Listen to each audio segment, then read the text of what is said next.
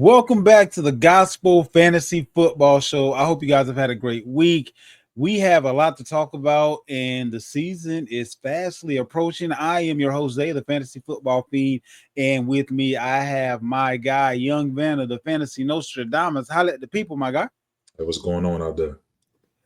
Hey, yeah, lot going on. We are right around the corner from some real football, and I don't know about y'all, but I cannot wait. We're going to hop right into the news, but I do want to remind you you can catch us now on YouTube at the Gospel STP. Again, on YouTube at the Gospel STP. On Facebook, join the Facebook group, and that's the Gospel Sports Truth Facebook group. Hopping right into it. Quarterbacks. Matthew Stafford missed practice again. In the famous words of Young Vander, I don't know too many people that used to have a bad back.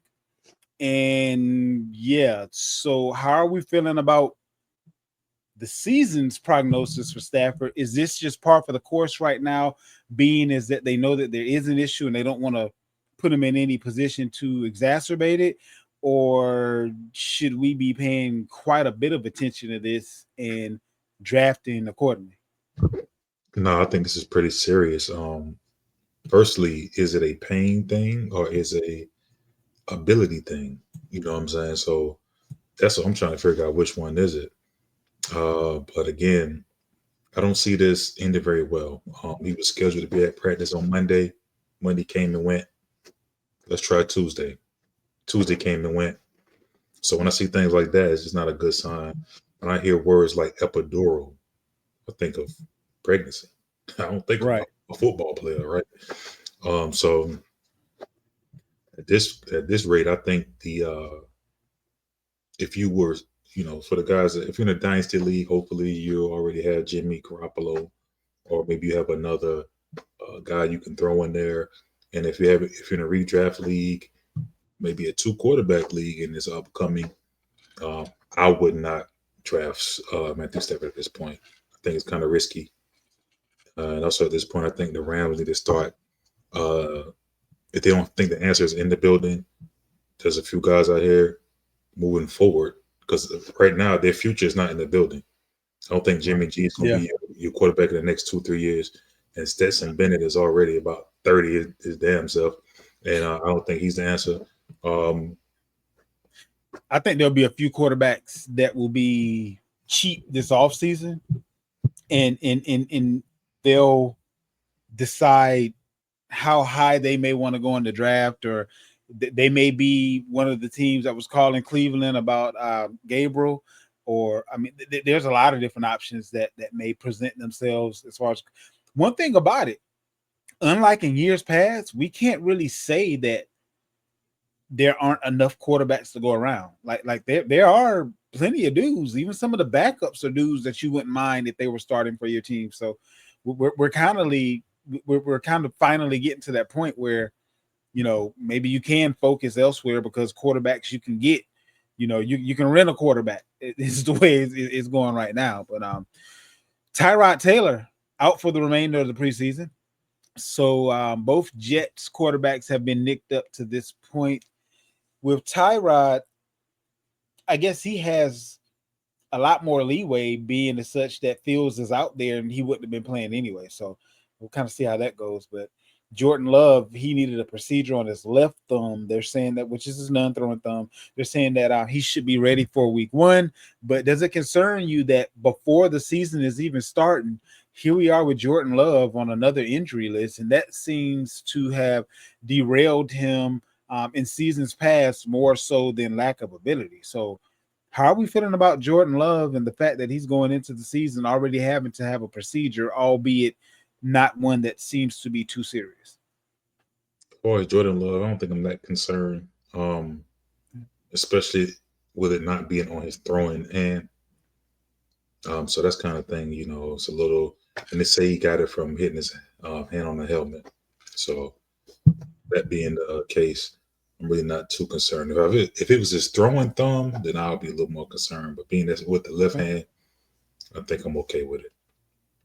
Now, this is more so a matter of opinion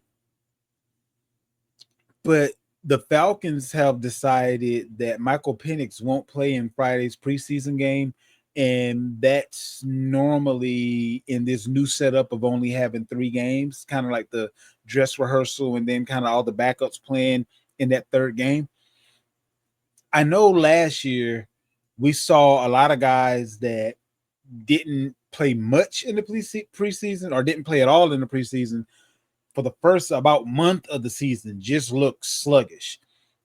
Are teams setting themselves up to have that same sort of issue again? And as fantasy players, should we be paying attention to the teams that are actually putting their guys out there that may not have the sluggish start and then maybe kind of trade for a couple of guys that we know will eventually get back to where they will be? Like, or does it not really matter in the world of fantasy as much as it will matter in the real world of football?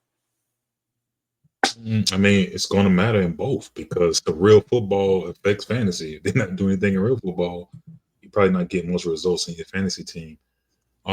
Some guys are slow starters. We've seen Joe Burrow for the last some odd years. They came out a lot slow. As the season go on, they pick up. As far as Penix, I mean, him being a rookie last year, only playing a little bit of games, I think he should get some reps. At least give him a drive. I think would be good. I'm not sure. I say give him a quarter. Yeah, I mean, just I understand you want to keep him healthy, away from possible injury, but I would at least try. I would do like how Andy Reid do Mahomes. He'll have a quarter in mind, but if he see him on the first series look sharp, I've seen enough. We good. Yeah, I feel you. I feel you. And I think that should be the same thing with Penix. Have a quarter in mind, give him a series or two, and if he looks pretty sharp and like things like is clicking, go ahead and sit him down and go from there. Makes sense. I would take that same approach with all players. I mean, we got the same thing going on in Pittsburgh with Aaron Rodgers not playing, and I mean, you're new to the team. You've never thrown live balls to any of these teammates. I would think that we would want to get a game where it counts for nothing. Maybe that be the first time we go out on the field together instead of week 1. But what do I know? I've just seen this movie before, and it didn't have a happy ending, or didn't have a happy beginning, I'll say. Moving on to the running backs, Najee Harris participates in drills. We know he had that eye incident from a 4th of July accident there. Nick Chubb. Now, Nick Chubb is a guy that it's pretty interesting. With Mixon being hurt and Nick Chubb shedding his non-contact jersey, he's practicing now. This guy could be a starter. This guy could be a league winner. I mean, like, if he can play and he doesn't get hurt, and you can draft him where he's going right now, like he could be one of the reasons why great things happen this season for a lot of teams. What are your thoughts surrounding Nick Chubb and his situation right now? Me personally, I'm going to sell the news. Mm-hmm. I'll take Nick Chubb and I will sell him of Nick Chubb 3 years ago. I will hope for somebody who want to pay a premium. I don't really see that burst there anymore. I really think they're going to have a committee approach. I think you're going to see some Damian Pierce, maybe the rookie Woody Marks, and maybe be a third down guy. And I guess, Nick Chubb will probably take care of most of the short yardage stuff. But I'm not about to be fooled here. I don't think, again, if you got Nick Chubb, sell him as Nick Chubb of old. If somebody want to purchase that, and I'm sure somebody would. I would sell before the season start.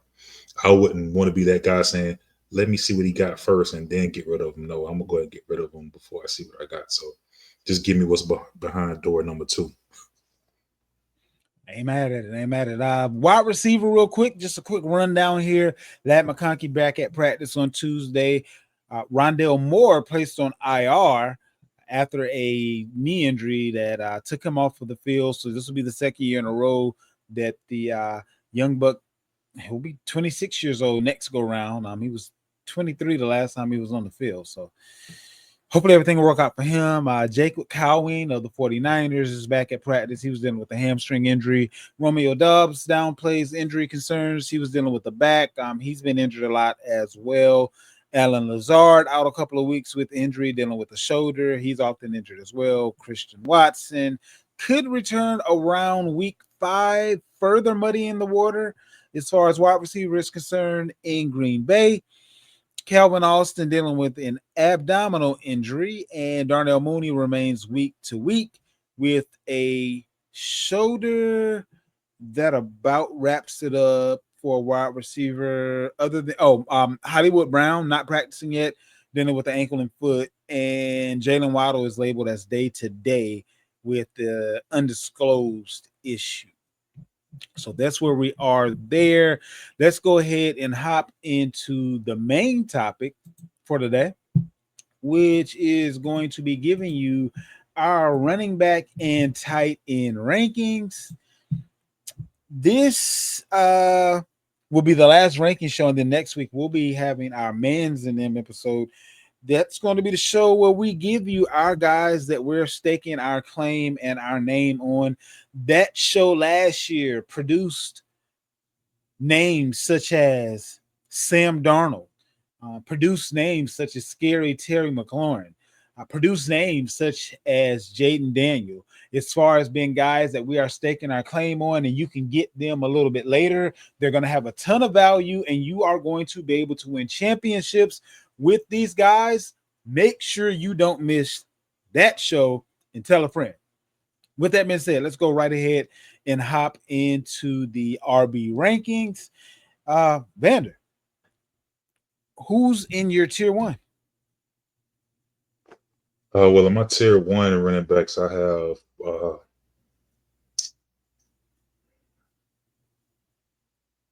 5 guys. So you may put it in order? All right, No, for one. If it's ranked in order, that's fine, or just by tiers. Yes, for my tier 1, I have Bijan Robinson, Saquon Barkley, Jahmyr Gibbs, Derrick Henry, and Christian McCaffrey. I'm drinking the juice. Christian McCaffrey. Okay. It's good. 4 for me in my tier 1. I won't go through all the names because we only have one difference, so I'll speak to that difference. Jahmyr Gibbs, I have in my tier 2. The only reason I have him in my tier 2 is not because he isn't a tier 1 running back. It's because he's in a situation where if David Montgomery doesn't get injured, he's the go-to guy on the goal line.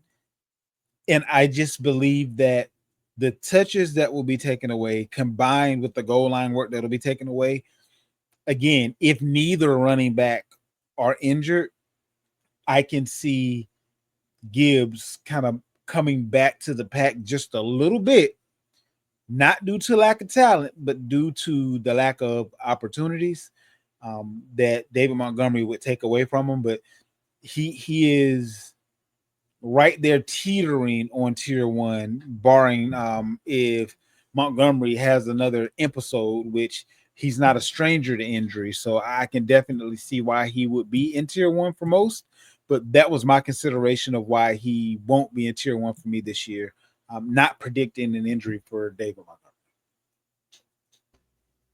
That's crazy. Just saying. The numbers are the numbers. You had Christian McCaffrey in your tier 1. Yeah. Okay. For sure.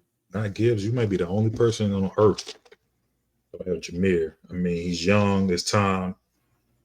He's approaching that prime. I mean, he's just coming off 20 touchdowns last year. Again, it's not talent, but he wouldn't have had 20 touchdowns if David Montgomery wasn't hurt. He wouldn't have had the goal line carries. That's all I'm saying. Not to mention the fact, like, unless OCs don't matter at all, I expect the entire offense to take a step back. I mean, if Johnson is as good as everyone is saying he is, the new guy can't be equal. That's just my logical prognosis.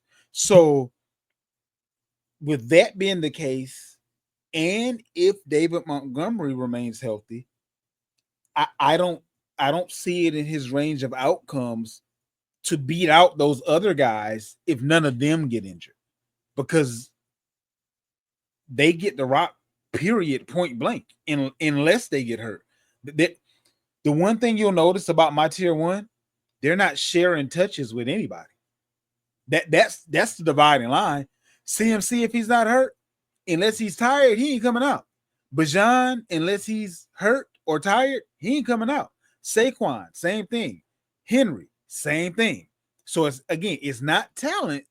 It's just that if all things are equal and David Montgomery is healthy, Gibbs won't get as many bites at the apple, and he definitely won't get as many goal line carries.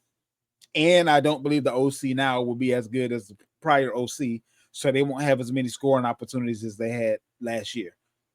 I mean, even with David Montgomery, I mean, he did come back from injury. If you watch the last part of the season, he came back from injury, and it was phasing him out. I think it's going to be a situation. He came back from injury, and they were phasing him in, not out. No, they was phasing him out because he was healthy and he wasn't getting the same treatment that he was when he was. He wasn't healthy. He was coming back from injury. But he was he was healthy. He was available. He wasn't on IR or out. He was at the game with the helmet on. When you come back from injury, they normally phase you in. They don't give you the same workload you had before. He wasn't getting nothing though. It was a big difference. And the offensive coordinator did come out and say they want to get this guy the ball as much as they can. They play him in the slot a lot. They're moving him around. He's a weapon, man. I don't really care because, I mean, if you look at the amount of touches that he had last year, he finished high. His touches was nowhere near the guys that he was surrounded by if you look at the finish. So he's not even getting top tier. He's not. I agree with that, but now he's going to get less. No, he's not getting less. He's not getting How less. You figure? He's not. Because if David Montgomery is healthy, how does he not get less than he got last year when he was hurt? I'm willing to bet.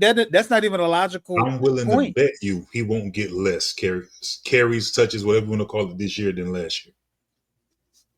I'll put 20 on that. With the caveat of David Montgomery. I don't give a damn if David Montgomery healthy the whole season. I do. That's the dividing line. Nah.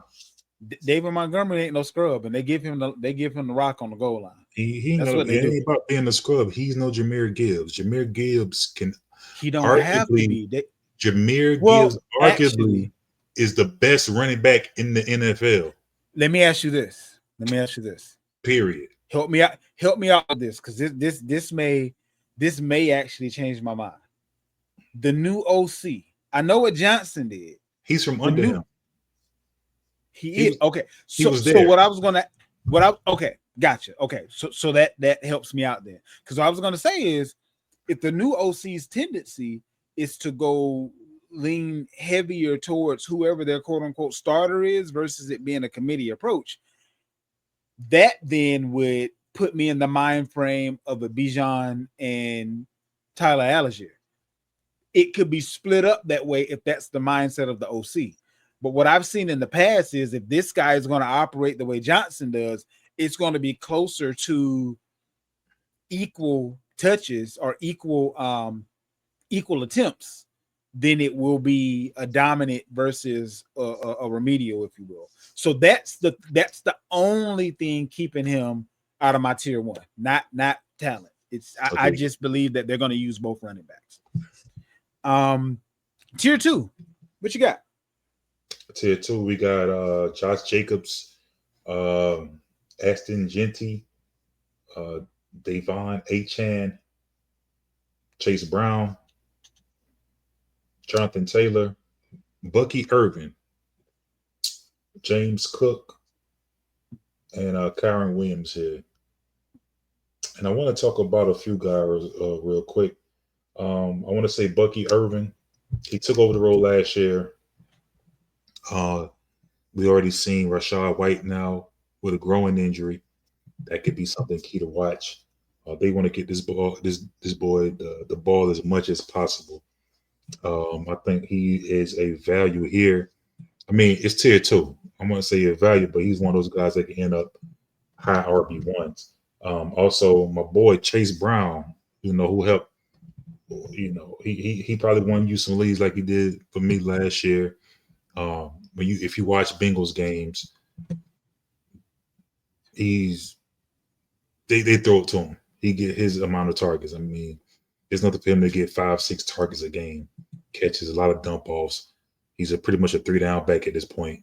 And if you remember Joe Mixon of the years past, he's pretty much in that role. He's, and Joe Mixon was always one of those guys hanging around the top. And it's not going to be any different with Chase Brown. He's pretty much in a workhorse role at this point. Not afraid of a Samaje Perine or Tajay Brooks at this point. For me, we're pretty similar, but I have Jahmyr Gibbs starting out my tier 2, followed by Kyron Williams. I have Josh Jacobs, Bucky Irving, Jonathan Taylor, Devon Achane, Chase Brown, Breece Hall, James Cook, and Alvin Kamara in my tier 2. Kamara? Yeah. I believe that unless traded, which is a possibility, and that could actually help his fantasy prognosis, honestly. But I believe that he is one of their only true weapons in New Orleans. And if we're talking about PPR leagues, especially, I believe he will be heavily utilized. It'll be one of those situations where if he doesn't get a touchdown, he's still going to be putting up 10, 12 points. And on the weeks that he does get a touchdown, he's going to be putting up QB points. And I just really feel like he could be one of those undervalued guys, the same as he kind of was last year and the year before that.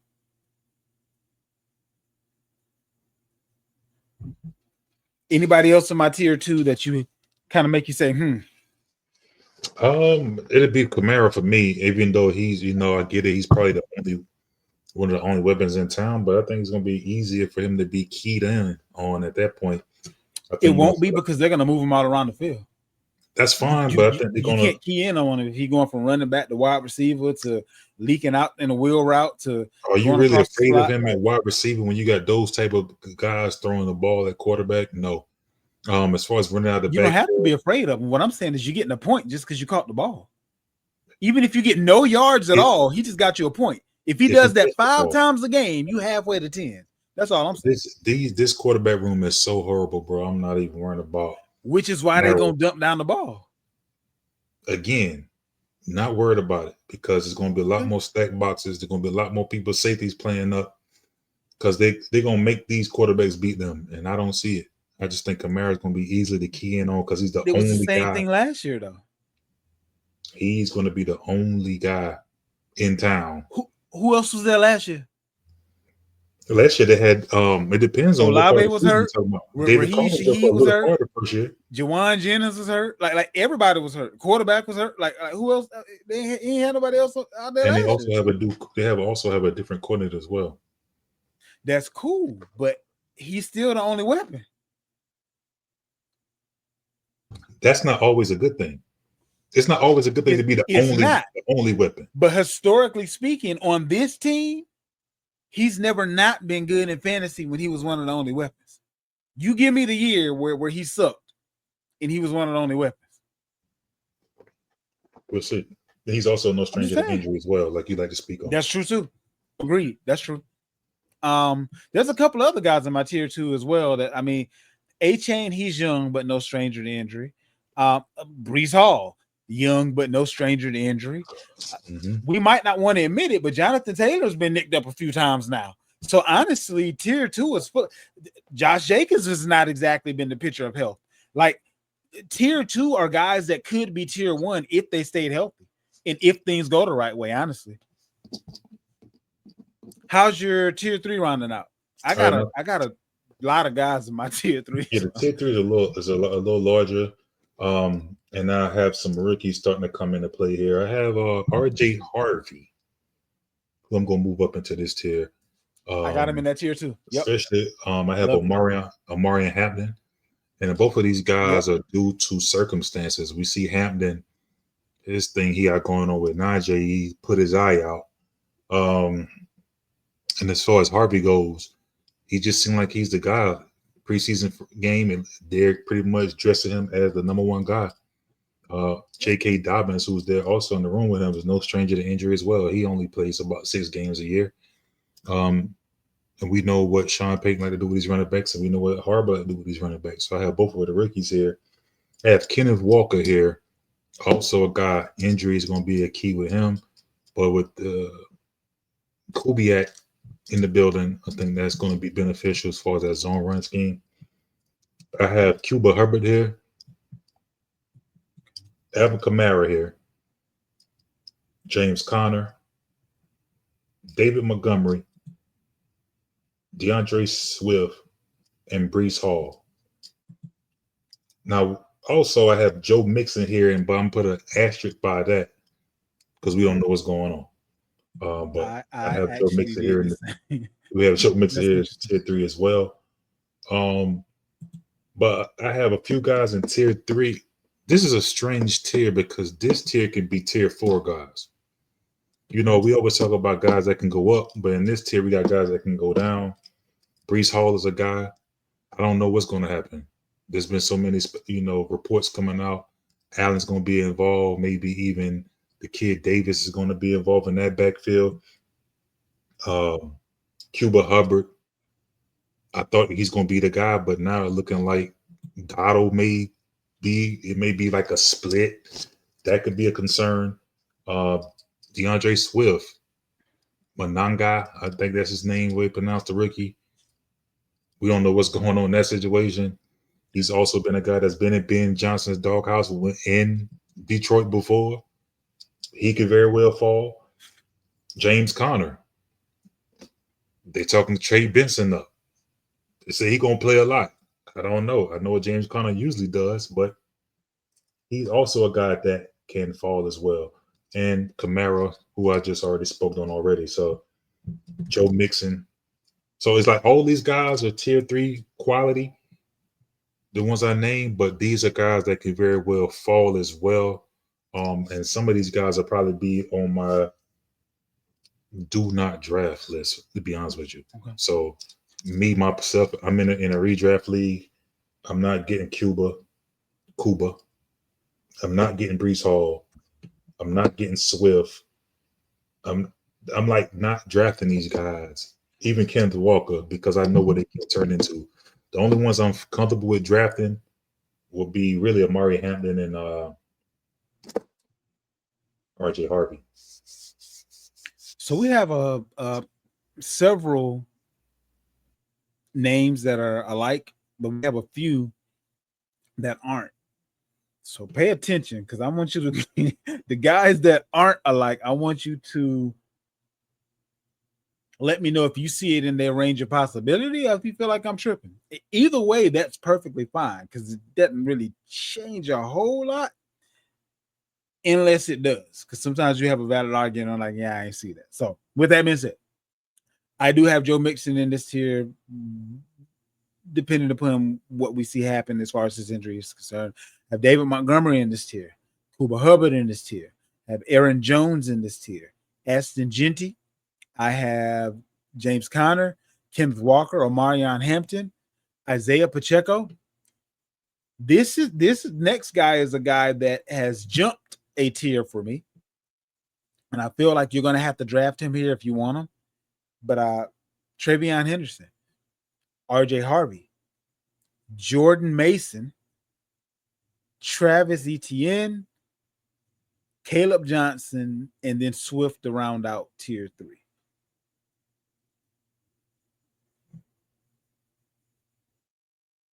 So, what are you thinking? I think you are muted.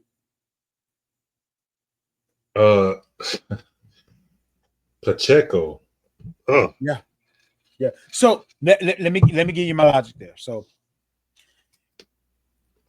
if Pacheco remains healthy, I don't see anyone currently in the running back room that can offer what he offers.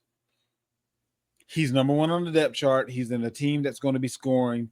He is in a situation to where you have to pay attention to the pass catchers more than you're going to pay attention to him. I believe the only thing that keeps him out of this tier is injury. We haven't really seen him on the field not producing.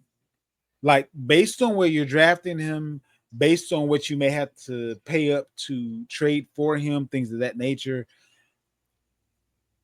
without injury, which that can kind of happen at this position to anybody, without injury, he's going to outperform that in this offense. I don't care who the starting running back is in this offense. If they're being drafted where he's currently being drafted, they're going to outperform the ADP. And that's what I'm looking at right now. Now, granted, we can say, well, hey, let's put an asterisk by his name because he's gotten hurt a few times. Cool. I get that. But barring injury, I don't feel that he should be amongst the likes of the next few names we're about to call out. I just think he's not going to be on the field on third downs, I don't think. I mean, you may see some early down work, but I think he's going to not be on the field late. I think the rookie Brashard Smith is coming. We do have Elijah Mitchell there. They also have Kareem Hunt. They'll also take away some of those goal line touches and stuff like that. I think it's just so much going on. There's a lot of mouths to feed. And I don't think it's a lot of dudes there, but I don't see all of them getting they don't tend to. They have a big guy, big joker, little joker. They're not trotting out the ace. Traditionally in this offense, you got the go-to guy and you got the backup guy. But that's the thing though. He's no big joker. For this team, he is. Nah. He's the best they got in the running back room. That's even debatable. I don't see it. I mean, I just don't think. I think it's debatable to you, but per Andy Reid, he the best running back they got. So that's all. If that was the case, you would have so many guys getting first team reps. You got a whole rookie getting first team reps. That says a lot. A lot of dudes getting first team reps. No. I say you have a whole rookie getting first team reps. It's a lot of rookies getting first team reps. Not late draft. Tyquan Thornton was getting first team reps. No, so he about to take over Rashee Rice's job. We talking about running backs. We talking about running backs. It don't matter the position. We talking about getting first team reps. It does matter. And those guys, there's a lot of injuries and stuff like that. So exactly, which is why you don't want to get. There's no injury in this back. There's no injury. These are all guys are healthy. Not yet. Nah, but no. You brought up Tyquan Thornton. Hollywood Brown was injured. Rashee Rice is going to miss some time. So, of course, they're going to have some guys that they're going to try and see if they can maneuver. This back room, these guys are all there. So, the reason that the rookie is getting first team reps is because he's playing just as good or not better than the guys that he's about. Thornton is not getting first team reps because they feel he's going to start or he can play. No, it's just because of circumstances. They're giving everybody first team reps is my point. You said the same thing about another a wide receiver last week. What's that? Everybody get first team reps. Who? Your boy, the dude you picked up in Dynasty.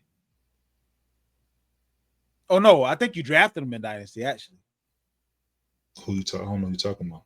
You do. What's your boy? The wide receiver. For what team? Kansas City. Oh, for Royals, yeah. Yeah. But Royals is not Thornton. No, that's what I'm saying is, no, I agree. I agree. Just so we're on the same page. What I'm saying is, everyone's getting a bite at the apple in Kansas City because of circumstance, though. The difference is Brashard is getting them because of play, not circumstance. It's not two guys, a guy ahead of him hurt, so he's getting it. He's getting it because I can easily say giving him an opportunity because Pacheco has gotten hurt several times. Why would you wait until he's hurt to find out what you got? Pacheco hasn't shown that he can catch the ball at the backfield like that. So no. I hear you, but all I know is if he don't get hurt, he's gonna be right amongst these guys right here. Yeah, Tier 4, what you got? Tier 4 got Tony Pollard, Aaron Jones. I have Did Tony Pollard go up? I forgot to talk about in the running back part of the news that Spears got injured. I think it's a high ankle sprain. So that's so he'll probably miss a week or two. I don't know if that maybe, matters. and if he does, and the thing is this is if he does miss the first week, I'm really not that concerned because they're playing the Denver Broncos. So Okay. Good luck with that, right? I have Aaron Jones here. I have Travion Henderson. I'm pretty sure we go into depth a little bit about that. Caleb Johnson, Tyrone Tracy, Isaiah Pacheco, Jordan Mason, Ramondre Stevenson, and Jalen Warren is who I have right here.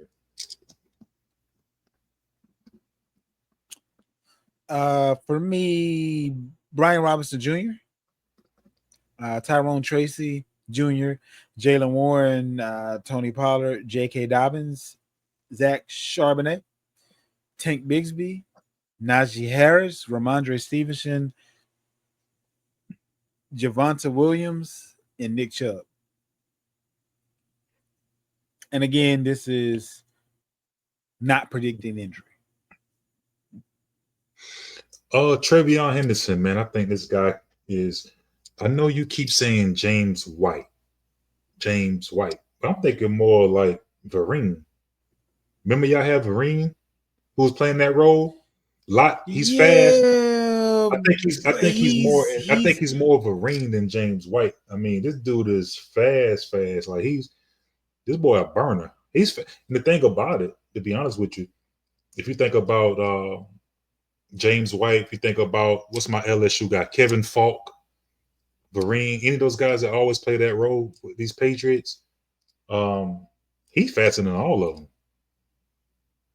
So there's definitely something there with the speed.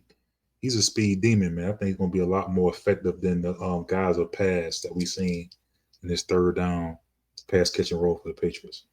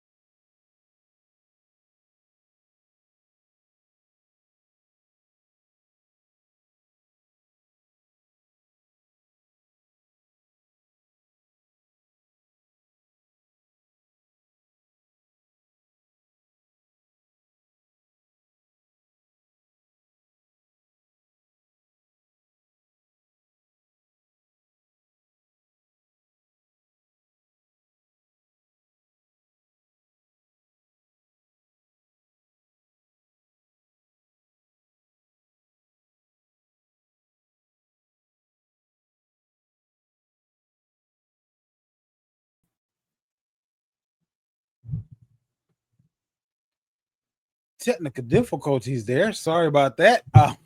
Back to it though. So, as far as Henderson is concerned, and the Patriots backfield, I would say a combination of James White and LeGarrette Blount. Like he's over 200 pounds. Like he's not a small dude, so he has that thump in him.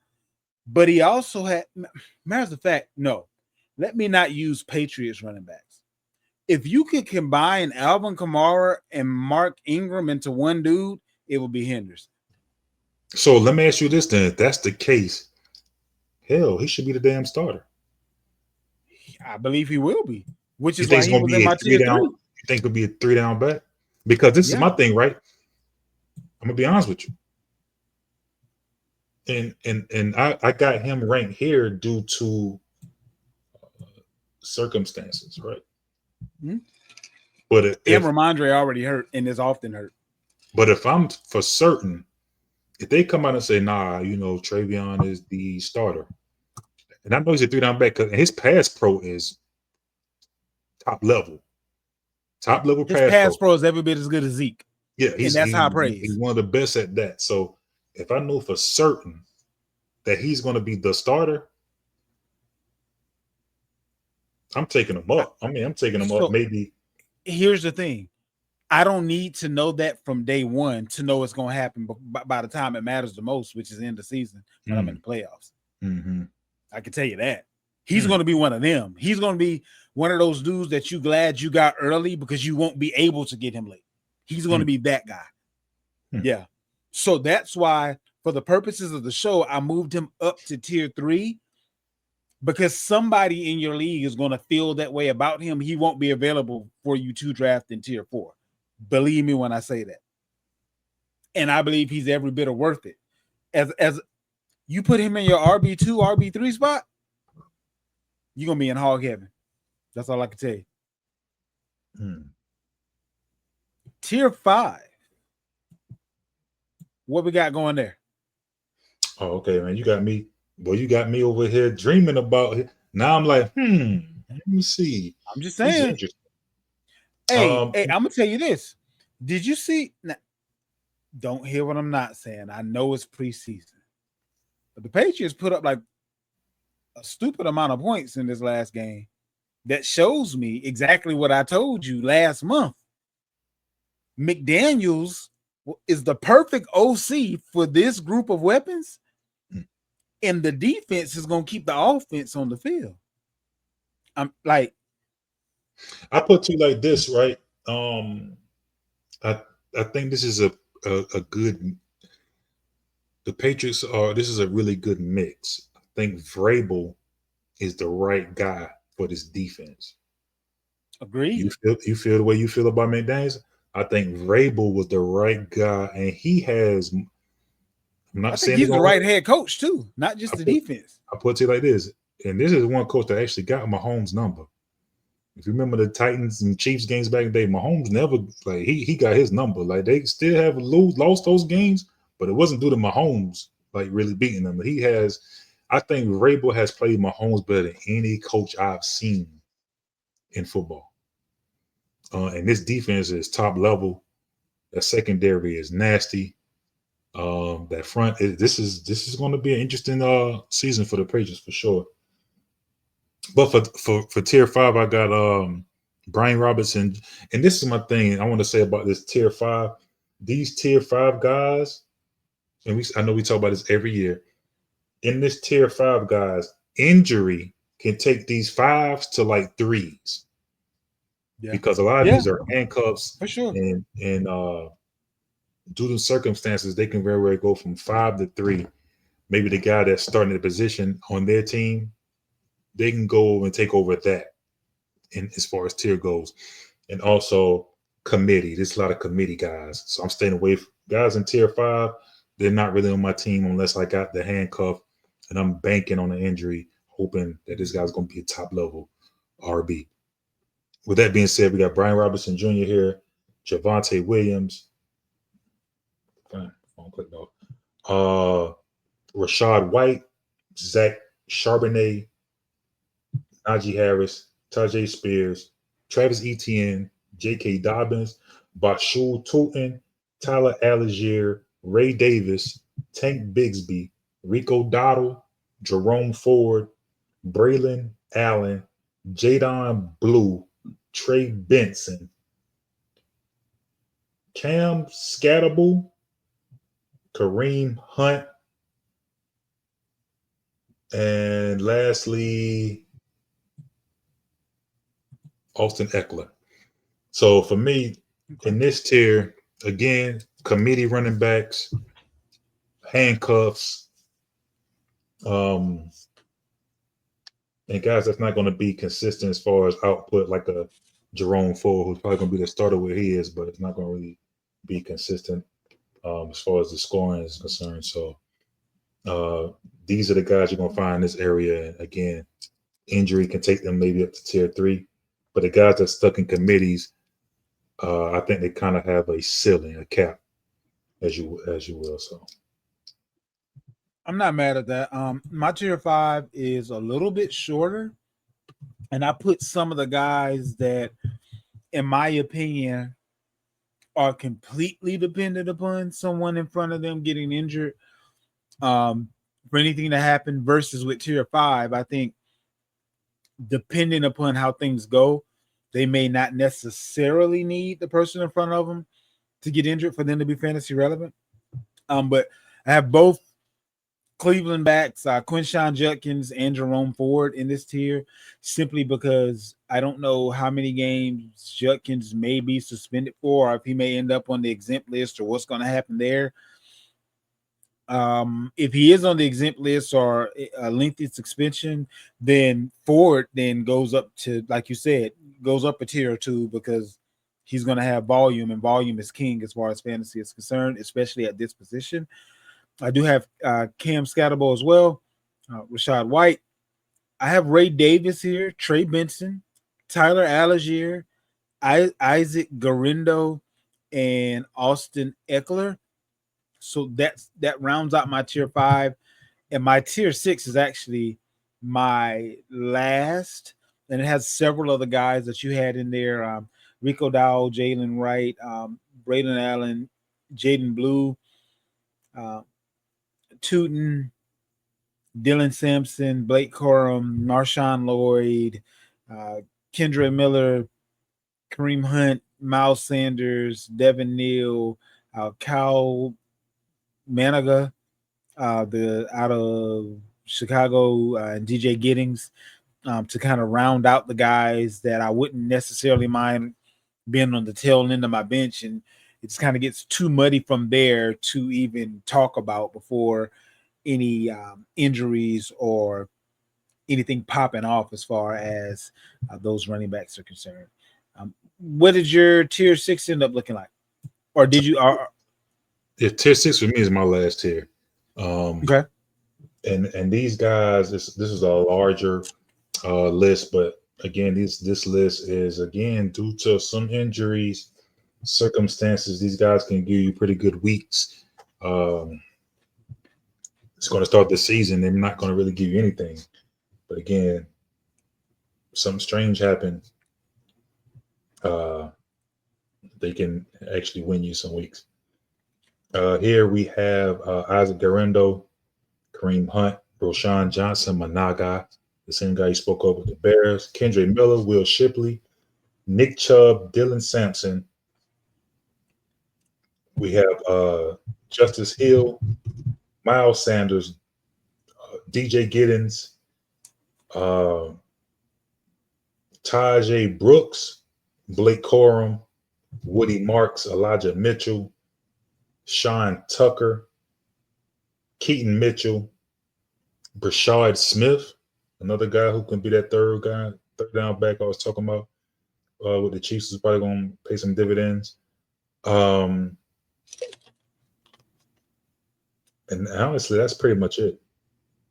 I think anything after this. Oh my God, Ali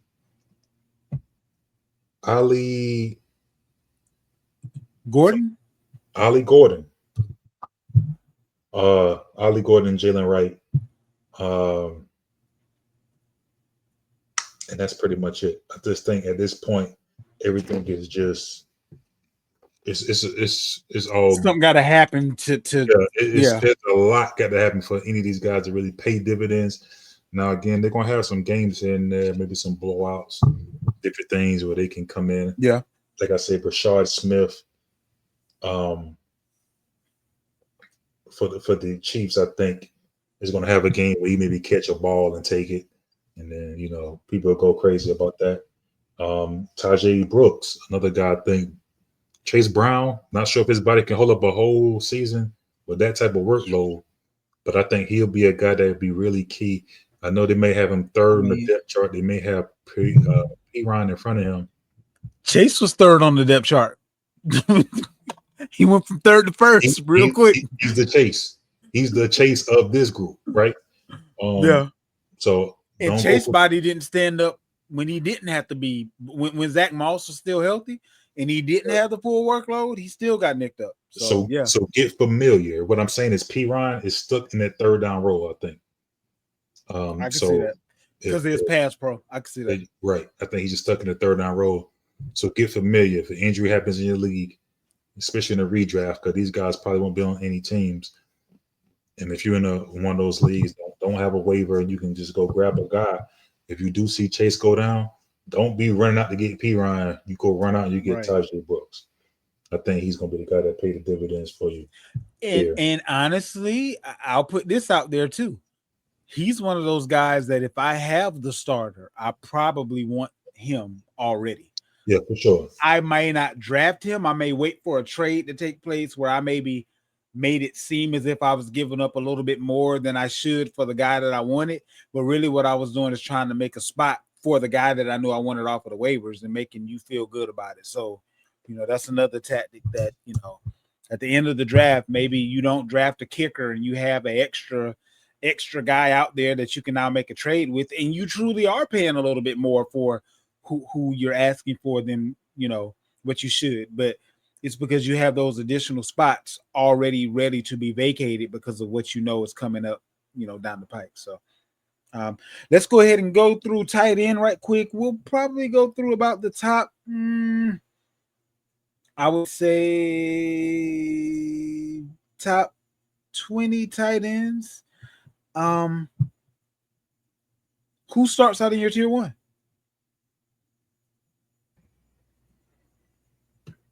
Got it loading up right now. All right. For me, tier one is it's just three guys. Me too. Yeah. And that's George Kittle, who I have the number one guy coming in this year. Trey McBride and Brock Bowers. I think those are the top three tight ends. We have come in years past, we see guys like Travis Kelce go early. You know what I'm saying? And my thing is, I think if you don't get like a Brock Bowers or you don't get George Kittle in those early, if you don't get them early, then just don't get a tight end at all. I think it's just one of those things. It's like a big gap between the top guys and everybody else. I think tier 2 and tier 4 are close. So my recommendation, if you don't get one of the top two guys, even McBride, I think I would say, if you don't get any of these top tier guys, you can wait till your last pick and get a tight end. You don't have to go out there and waste a round grabbing another guy when you could have got a guy for free that's probably going to give you the same output as him. So that'll be my because of that logic, I only have 3 tight end tiers. There's tier 1, tier 2, and everybody else. And in that everybody else group, several of them will give you winning weeks, but by the end of the year, they're going to be about the same. So for me, I do have 3 tiers, and they aren't in any given order as far as ranking is concerned. But tier 1 for me, I have 3 as well: Brock Bowers, Trey McBride, George Kittle, for the same reasons and logic that Vander gave. I'll go ahead and start out tier 2. It's a little bit larger. Sam Laporta, TJ Hockenson, Travis Kelce, Mark Andrews, Evan Ingram, David Njoku, due to the lack of pass catchers there in Cleveland. Those are 6 guys that I think can end up in tier 1, depending on what happens to a few guys in tier 1, because you have injury, you have changes in philosophy, things of that nature, like considering what's going on in Las Vegas. They have a completely new coaching staff. We don't know if he will be as heavily leaned upon as he was prior to, but he still is one of the best pass catchers there. But Sam Laporta may go back to being what he was. TJ Hockenson, if he remains healthy, a rookie quarterback's best friend is typically their tight end. So Kelce dropped 20 pounds. Maybe he goes back to being Kelce of old, and this is his last hurrah, and he leaves this year number 1 overall tight end. That is in the range of possibilities. So this is why Vander was saying, if you don't get the guy, then just get a guy at some point in time and don't really worry about it. Mark Andrews, same thing. If Mark Andrews is back to his old self, if he's all year what he was at the end of last year once he got reacclimated, then he's going way too low, and he should be in the tier 1 of tight ends. Evan Ingram, we know how important the tight end is to Sean Payton's offense. If Evan Ingram can stay healthy, and there aren't very many pass catchers in Denver, he can outproduce where he's currently been drafted. Same setup as far as Njoku is concerned. He may actually be the best pass catcher in Cleveland right now. So from 4 to 9, Laporta, Hockenson, Kelce, Andrews, Ingram, and Njoku, I can see them ending up tight ends 4 through 9 in any given order, just based upon what happens. So that's my tier 1 and tier 2. All right. Go ahead and hit us with your tier 2. My tier 2 will only have 4 guys. Okay. That's Travis Kelce, Sam Laporta, Mark Andrews, and TJ Hockenson. So I have these guys here in this tier 2.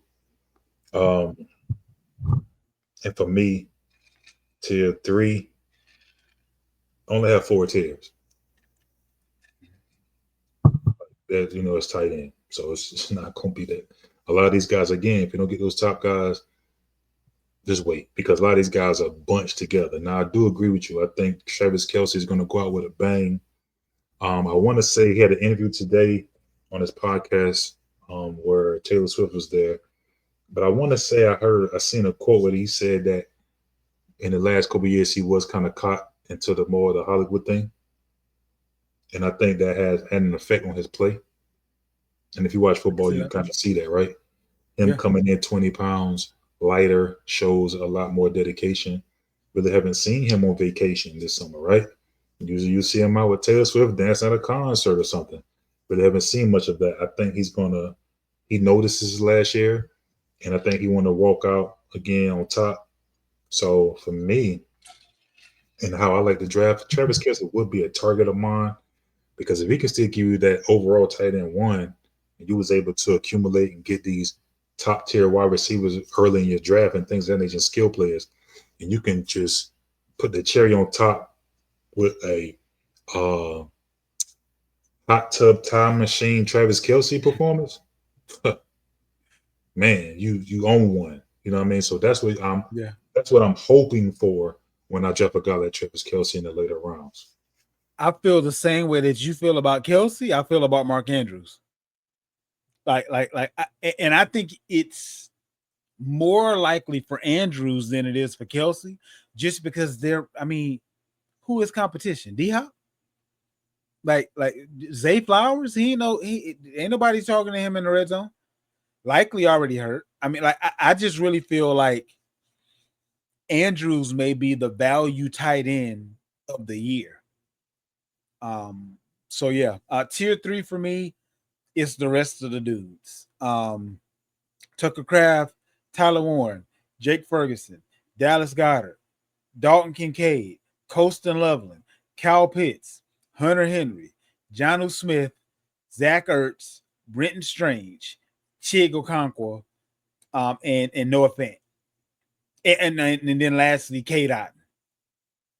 So all of those dudes, they might be within a touchdown as far as end of the year scoring, within 1 touchdown of each other. The beautiful thing about it, though, matchups as far as tight end are concerned, you know your league better than I do, but tight ends can be one of the better positions to just kind of float week to week with, because a dude that you're stuck on may not be in an advantageous position the same as one of the guys that were just in the tier 3 that I put out there. You may notice that Jonnu Smith is starting to go off, but you didn't have to draft him. You may notice that this is finally Kyle Pitts' year, but you got him with your second to last pick or something like that. Like Colston Loveland, he may end up being something in Chicago. Like Tyler Warren, he may be the best pass catcher already in Indy. The reason why we're saying that you may want to hold off at tight end if you don't get one of the guys is because any of these guys can mess around and end up being a top 5, top 6 tight end by end of season. So Yeah, it's one of those positions that if you're in a dead zone or based on where you're drafting, if they happen to be best value on board at the time, cool, do what you do. Outside of that, it's going to be way too many options on the back end for you to let a rookie running back that could have been a game changer go because you just wanted to get a tight end because that's the only position you didn't have yet. Don't think that way. When you're drafting, it's not about filling every position and then going back and getting better. No, it's about maximizing what you can in that moment and then worrying about the rest later. Humble opinion. So that about wraps it up for this week. Next week, we will be discussing league winners. That's my man's in them episode. After that, we'll see what we can come up with to give you a few tips and tricks to start out the year on the right side. And then from there, the following week, we will be getting you ready for week 1 of the NFL fantasy seasons. Matters of fact, the week prior to that, we're going to deep dive into DFS tips and tricks and things of that nature the week after the Man's and Them episode, getting you ready for the following week. But for today, I believe that about wraps it up. And remember, above all else, always tell the truth, nothing but the truth. We out.